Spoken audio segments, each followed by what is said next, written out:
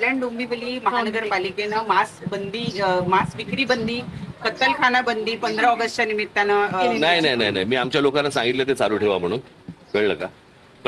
पहिली गोष्ट आपण बघितली पाहिजे, महानगरपालिकेला या सगळ्या गोष्टींचे अधिकार नाहीत आणि कोणी काय खावं आणि कोणी काय खाऊ नये याचे निर्णय सरकार आणि महानगरपालिकांनी करू नये.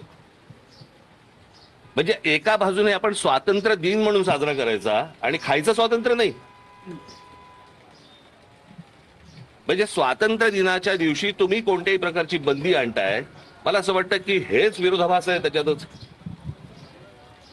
म्हणजे आपण दोन गोष्टी आपण पाळतो की एक स्वातंत्र्य दिन आणि दुसरं म्हणजे प्रजासत्ताक, म्हणजे प्रजेची सत्ता, आणि इथे आपण स्वातंत्र्य म्हणतो. मग स्वातंत्र्य म्हटल्यानंतर तुम्ही बंदी कशी काय आणताय? आणि कोणाचे काय धर्म आहेत आणि कोणाचे काय सण आहेत याच्याप्रमाणे कोणी काय खावं ही गोष्ट मला असं वाटतं सरकारने सांगू नये. कोणत्याच सरकारने सांगू नये की कोणी काय खाल्लं पाहिजे आणि कोणी काय नाही खाल्लं पाहिजे. मी आता कोणाकडे तरी ऐकलं की ह्या 1988 साली काहीतरी हा कायदा वगैरे आणलाय. मला असं वाटतं तो 88 साली आणला असेल, नाही तर आता आणला असेल. मला असं वाटतं कोणत्याही सरकारने या गोष्टींचा विचार केला पाहिजे की स्वातंत्र्य दिनी आपण लोकांचं स्वातंत्र्य हिरावून घेतो आहोत. हे कोणता स्वातंत्र्य दिन?